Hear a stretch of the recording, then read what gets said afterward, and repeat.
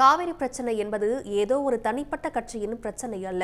அது ஒட்டுமொத்த தமிழகத்தின் பிரச்சனை என்றும், காவிரி பிரச்சனையில் அரசியல் வேறுபாடின்றி அனைத்து கட்சிகளும் ஒன்றாக இணைந்து குரல் கொடுக்க வேண்டும் எனவும் இந்திய கம்யூனிஸ்ட் மூத்த தலைவர் முத்தரசன் வலியுறுத்தியுள்ளார்.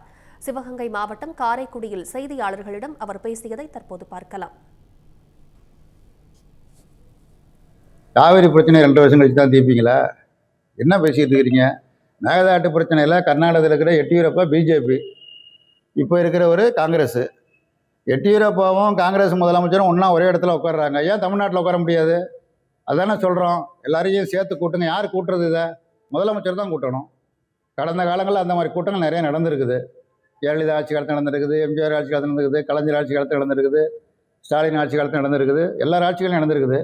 நடந்து அந்த கருத்துக்களை கேட்டு ஒரு ஒத்த கருத்து உருவாக்கணுங்கிறதா நம்ம குறை சொல்லலாம். தமிழ்நாட்டு காவிரி பிரச்சனையில் தமிழ்நாட்டில் இருக்கிற அரசியல் கட்சிகளும் விவசாய சங்கங்களும் ஒத்த குரலாக ஒரு கருத்தாக இருக்கிறார்கள்.